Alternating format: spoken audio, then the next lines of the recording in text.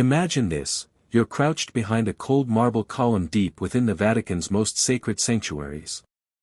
The air hangs heavy, not just with incense, but with something far more intoxicating. It's the year 1501 AD, and under the flickering glow of candlelight, shadows dance along the walls, revealing a sight no soul should witness within these holy corridors. The soft hiss of silk brushing stone mingles with laughter that echoes through the same hallways once graced by saints. Your heartbeat hammers in your chest as it dawns on you: you're about to witness the most infamous night in the Vatican's long history. An orgy so obscene, even the hedonistic Romans of old would recoil in disbelief. The October breeze carries the sweet, smoky aroma of roasted chestnuts through the papal apartments, but tonight, these simple autumn treats will serve as instruments in a performance that will eternally tarnish the Church's image. Inside the private rooms of Cesare Borgia, the illegitimate son of Pope Alexander VI, 50 courtesans await. This night of depravity would later be recorded, discreetly, in the secret annals of Renaissance Rome, hidden away in the Vatican archives like a cursed confession, buried beneath centuries of whispered prayers. Before we dive deeper into these buried tales of power and corruption, take a second. If this kind of hidden history intrigues you, hit that like button, subscribe, and drop a comment telling us where in the world you're listening from. It's extraordinary that we can unearth these forgotten truths together, connected across centuries by curiosity alone. Now back to the man who would go down as the most degenerate pope in history, Rodrigo de Borja y Doms. Born on January 1, 1431 AD in Zataiva, near Valencia, Spain, Rodrigo's early life was marked by dust-covered roads and humble beginnings.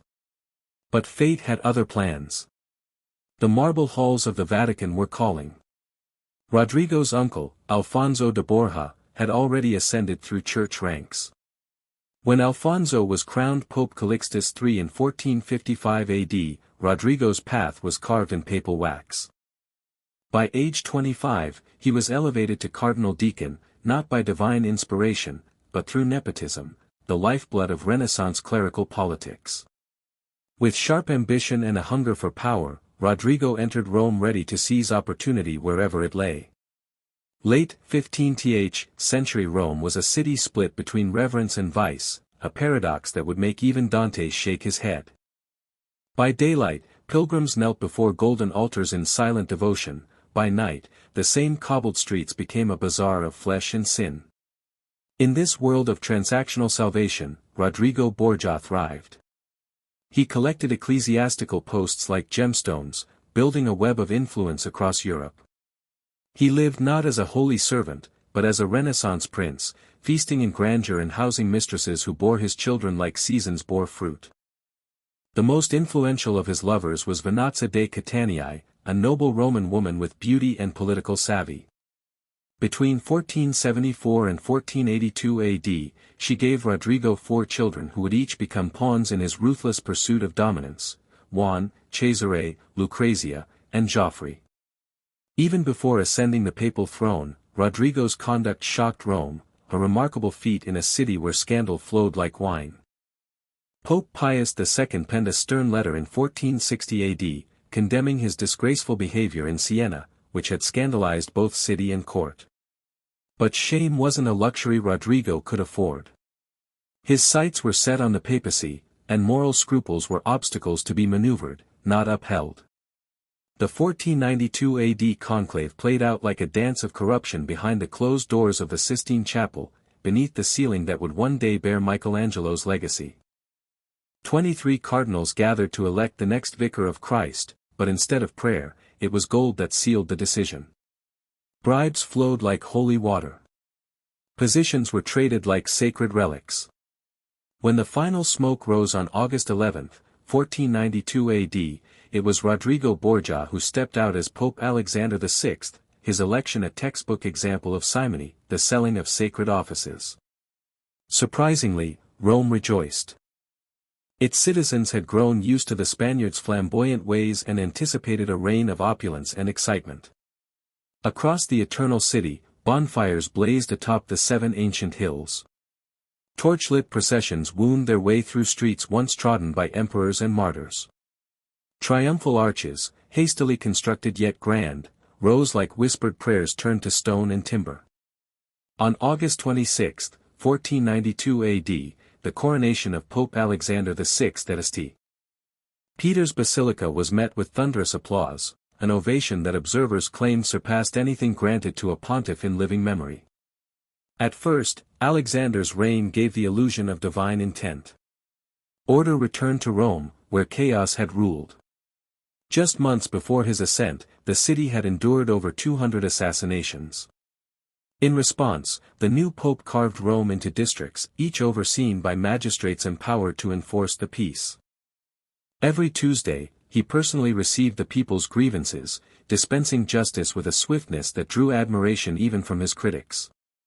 For a fleeting moment, many believed that Providence had indeed placed the right man upon St. Peter's throne. But power, like vintage wine, doesn't create a man's character, it exposes it. Alexander's initial reforms soon gave way to a singular obsession, elevating his children. His oldest son, Juan, was granted the title Duke of Gandia and married into Spanish royalty. Meanwhile, Cesare, barely 18, was named Archbishop of Valencia, a role he neither earned nor revered. Within years, he would be raised to the College of Cardinals, a red hat worn like a crown of ambition, not faith.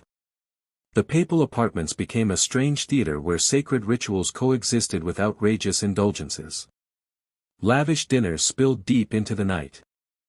Entertainments once whispered about in scandal now played out openly, acts that pushed even the lenient boundaries of Renaissance decency. Moving with grace and freedom through these hallowed chambers was Giulia Farnese, known to all as Giulia la Bella. Her beauty was unmatched, and so was her influence. Though merely a mistress, she traversed the Vatican as freely as any cardinal, her very presence a symbol of how thoroughly the pontiff's vows had been cast aside. Into this strange world stepped Johann Burchard, a man as meticulous as he was silent. Born around 1450 AD in Niederhaslach, in Alsace, Burchard was no poet, he was a record-keeper, a German priest trained in canon law with a memory as sharp as a dagger and a pen that never lied.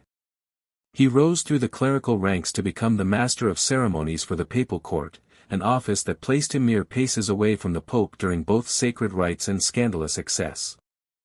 Since 1483 AD, under Pope Sixtus IV, Burchard had maintained a daily diary he named the Liber Notarum. Within its pages he recorded everything, majestic coronations and obscene spectacles alike, with the same dry, factual tone. Unlike the embellished chronicles of court historians, Burchard's records were brutally plain. And it was precisely that simplicity that made them so damning. In the Vatican hierarchy, the master of ceremonies held a curious position, high enough to witness, too low to partake. He drifted silently through candlelit halls, present for every whispered conspiracy, yet invisible enough to be overlooked. Cardinals, assuming him unimportant, often spoke too freely in his presence. This unacknowledged role made Burchard the most dangerous kind of chronicler, an honest one. By the late 1490s, the behavior of the Borgia clan had begun to turn heads well beyond the Roman walls. Across Europe, whispers turned to accusations. The grandeur of Alexander's court, once praised, now drew scandal. And Burchard's diary, though never meant for eyes beyond the Vatican, contained truths that even seasoned archivists would later read with trembling hands. Juan Borgia, the eldest son of Pope Alexander VI, had been lavishly rewarded with the title Duke of Gandia, yet his behavior quickly revealed just how unworthy he was of such honors. Whispers filled the streets of Rome, tales of his cruelty, sexual debauchery, and repeated failures as a military leader. Once the shining heir of the Borgia family, Juan had become an increasingly dangerous liability, even to his power-hungry father. Then came June 14, 1497 AD, the night everything changed. Juan's lifeless body was discovered drifting in the Tiber River, throat slit, and marred by 9 stab wounds. Rome reeled. The murder stunned the city and struck Pope Alexander like a thunderbolt from heaven. Grief consumed him, and many began to murmur, perhaps this was not the work of men, but divine retribution for the Borgia sins. For 3 days and nights, the pontiff locked himself away. He neither ate nor slept, weeping in private like a broken father rather than the supreme ruler of Christendom. In this rare moment of vulnerability, Alexander declared a sweeping plan for reform. He vowed to reduce the Vatican's extravagance, clamp down on simony and concubinage, and restructure the apostolic chancery to cleanse the Church's bloated corruption. For a flicker of time, it appeared that tragedy had achieved what decades of scandal had not. A team of cardinals and legal scholars began drafting reform measures that would eerily foreshadow the Council of Trent, still many decades ahead. But in the end, grief, like everything else in Alexander's world, was fleeting. The reform proposals were soon abandoned, tucked away like forgotten love letters from youth, and never spoken of again. The Pope's attention shifted instead to his remaining children, most notably Cesare. If one had been Alexander's heart, Cesare became his sword, calculated, brutal, and sharp enough to carve kingdoms. Cesare Borgia exuded a magnetic presence. Tall, strikingly handsome, and brilliantly cunning, he had originally been groomed for the Church. But theology was no match for his passion for warfare and statecraft.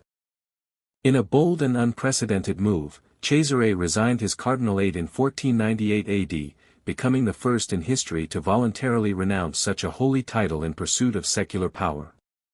Italy at that time was a patchwork of feuding duchies and shifting alliances, fertile ground for a ruthless opportunist. Across the Alps, King Louis XII of France desperately sought papal approval to annul his marriage. Meanwhile, numerous Italian states teetered on the edge of conquest. Alexander saw his chance. With papal influence as leverage, he schemed to carve out a new kingdom for his son, even if it meant allying with foreign invaders against fellow Italians. Armed with cunning, ambition, and brute force, Cesare launched a relentless campaign. He used siege warfare, political assassination, and intricate manipulation to establish a powerful domain in central Italy. His tactics were so efficient, so unapologetically cruel, that they would later inspire Niccolò Machiavelli's legendary treatise, The Prince. In Cesare, Machiavelli saw the ultimate pragmatist, ruthless when necessary, yet terrifyingly effective. But even the power of the papacy could not endlessly fund such ambitions. The cost of Cesare's rise forced Alexander to become increasingly creative, and often morally bankrupt, in his pursuit of money. New taxes, suspicious grants, and simmering scandals soon followed, fueling resentment across the Church. The Borgia machine, though formidable, was beginning to show cracks. As Pope Alexander VI grew older, corruption in the Church became increasingly institutionalized. The sale of indulgences and high-ranking church offices was no longer occasional, it became a system. Even the coveted cardinal's hat could be bought for the right price.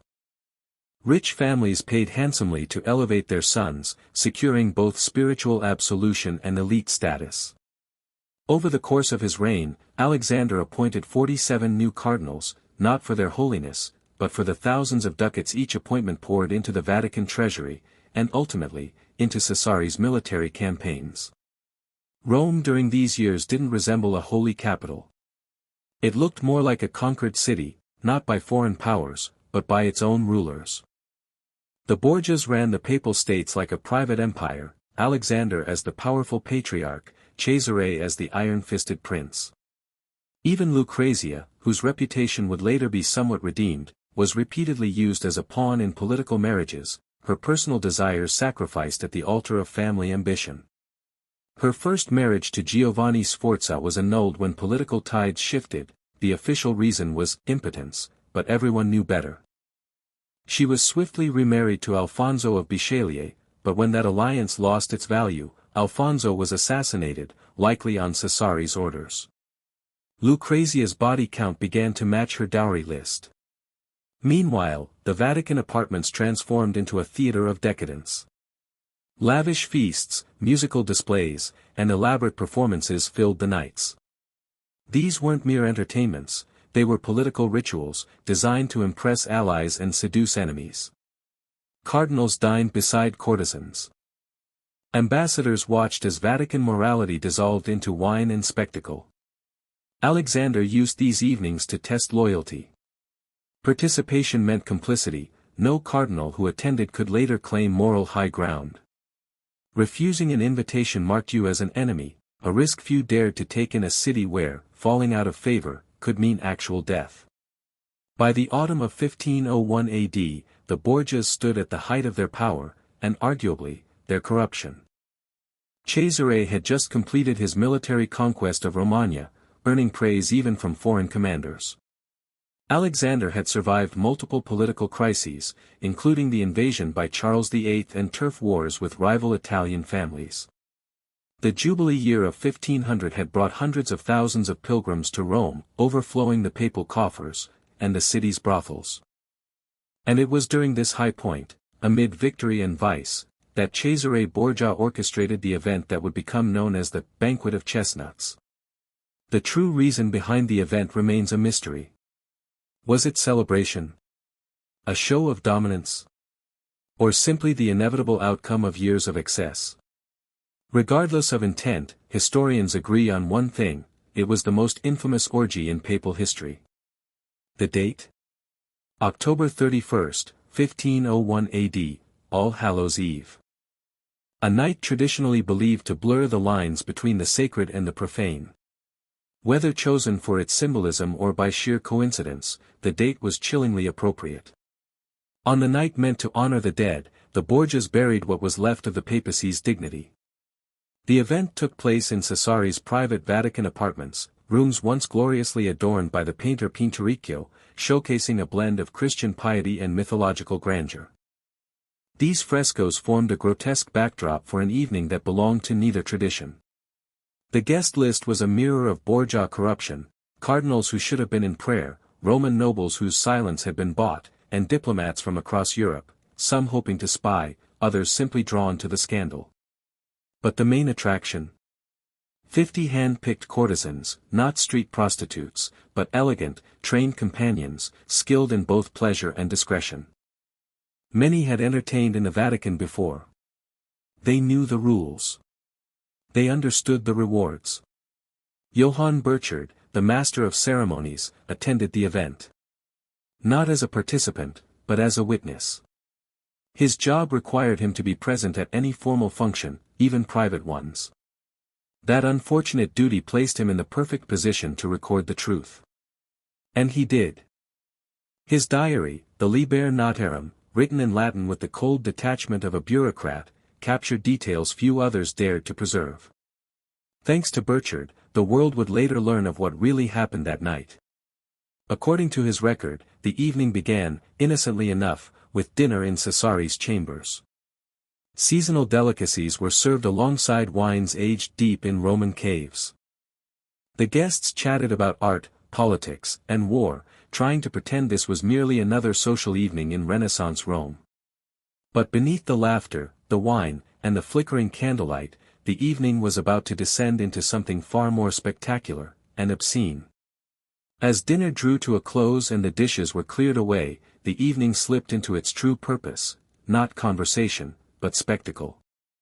The shift in atmosphere was subtle at first, but unmistakable. One by one, the 50 courtesans, hand-selected for both grace and allure, stepped forward into the torchlit room. Clad in velvets and silks designed to highlight every curve, they began to move with choreographed elegance, dancing for the Pope's guests. The music, composed for the occasion and performed by musicians sworn to silence, pulsed with seductive rhythms. The tempo encouraged movement that grew more intimate with each passing moment, gradually eroding the line between performance and provocation. According to Burchard's precise notes, the women began fully dressed. But as the wine flowed freely and inhibitions faded, garments slipped away piece by piece. What started as elegant dance turned into a slow undressing, carried out so artfully that few could pinpoint when it crossed the line. But by the time the last veil hit the floor, there was no doubt, this was no ordinary night in the Vatican. Then came the chestnuts. Servants moved the candleholders from tabletops to the marble floor, creating pools of flickering gold light separated by long shadows.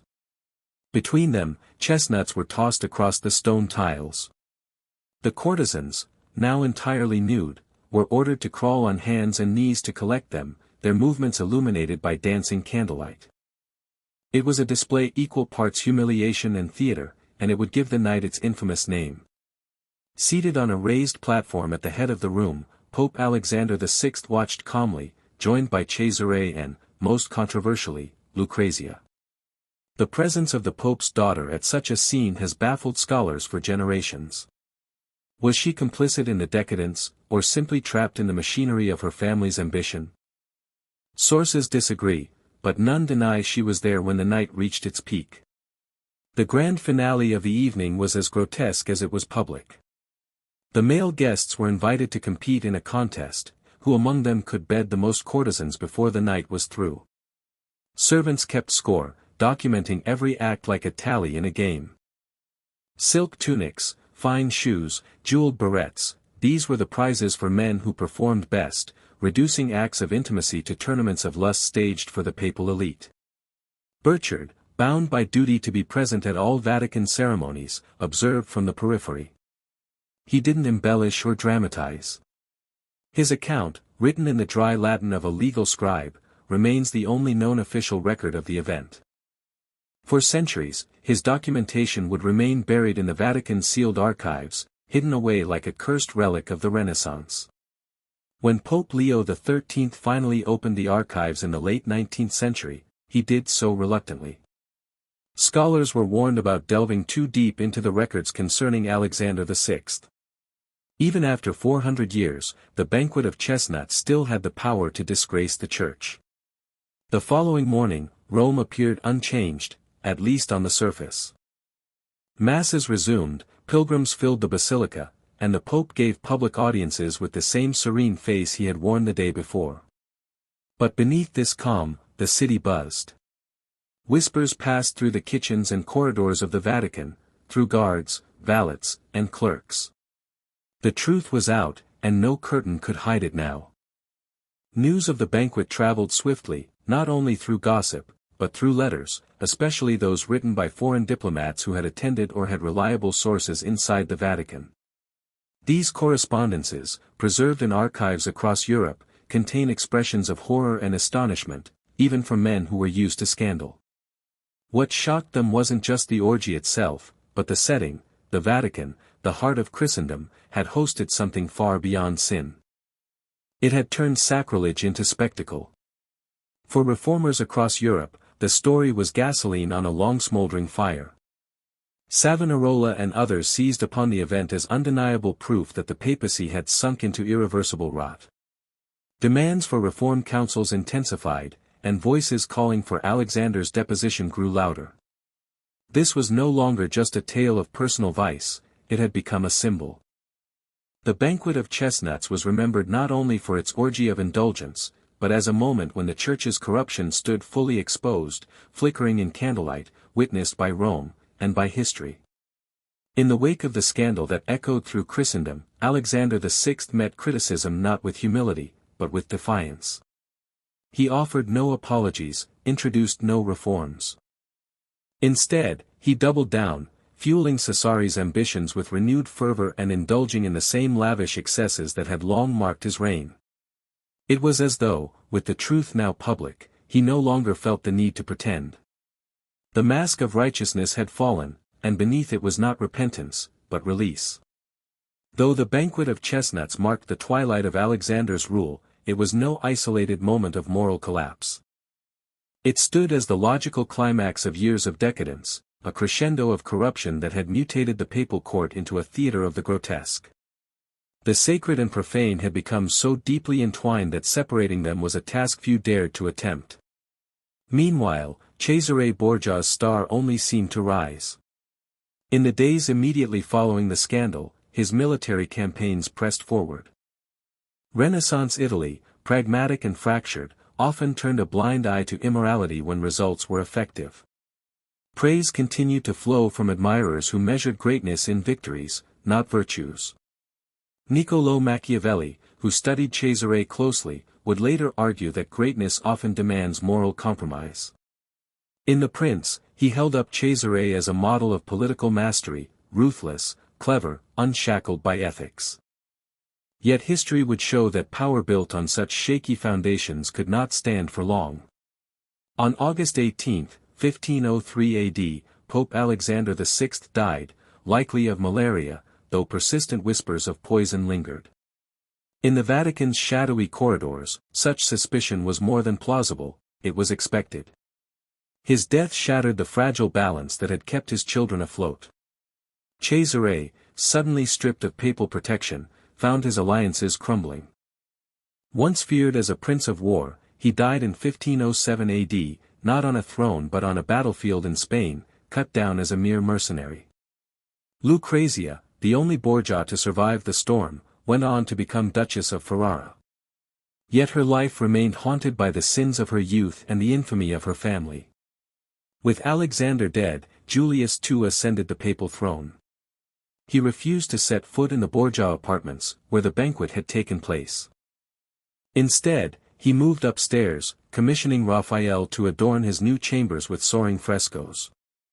The imagery of divine justice and ancient philosophy stood in direct contrast to the carnal theater that had once unfolded below. The relocation wasn't merely physical, it was a symbolic rebuke, a public attempt to exorcise the demons of Alexander's reign. Over time, the Banquet of Chestnuts became legend, but debate over its truth persisted.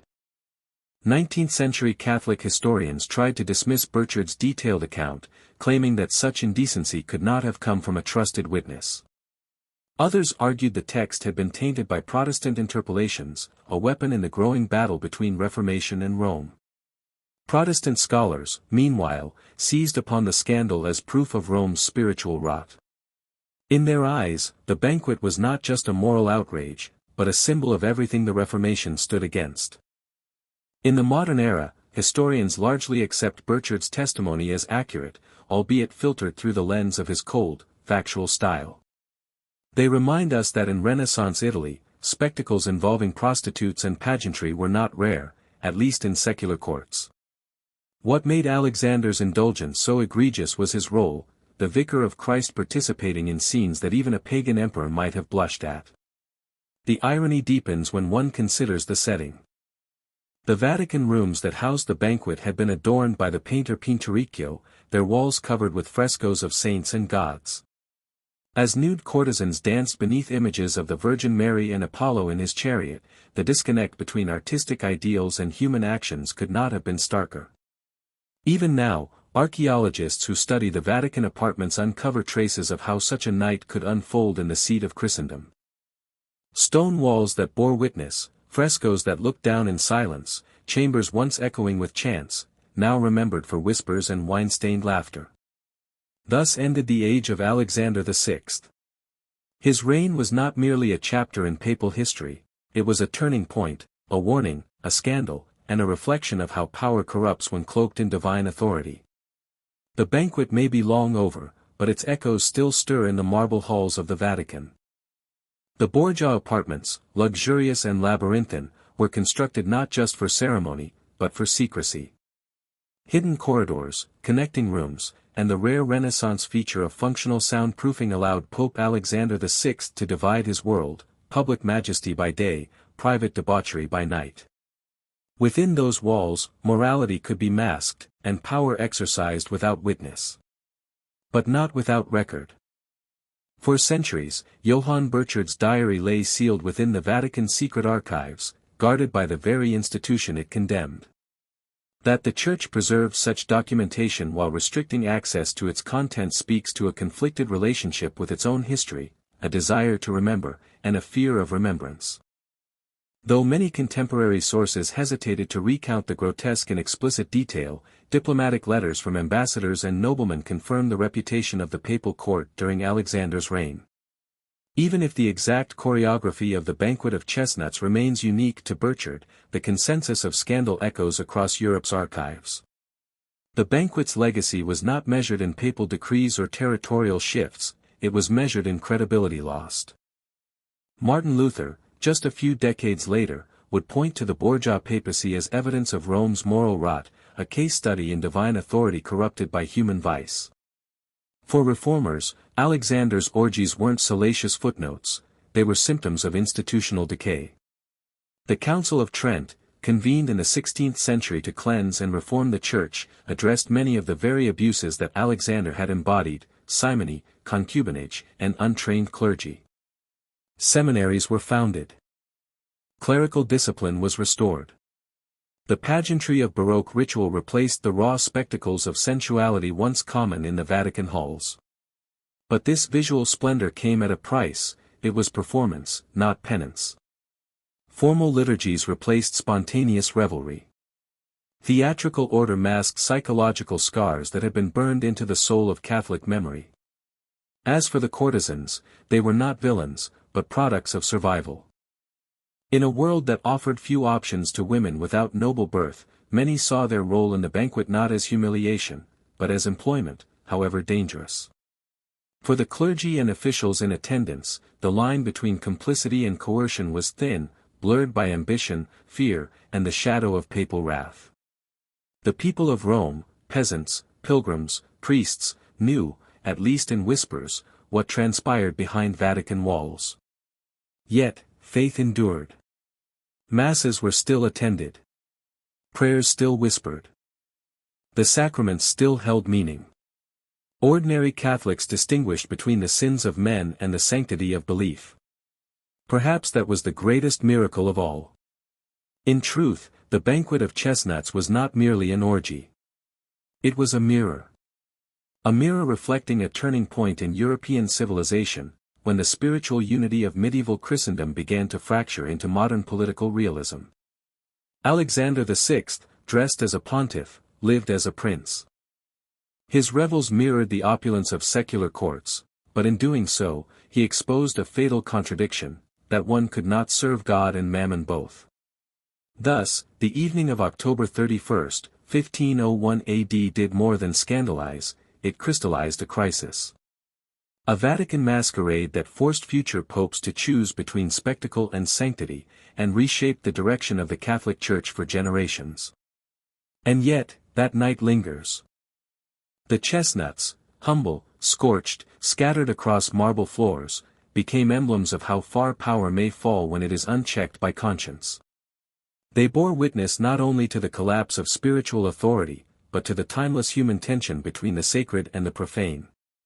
The candles that once cast flickering shadows on the walls have long since burned out. The revelers are now dust, entombed in forgotten Roman graves.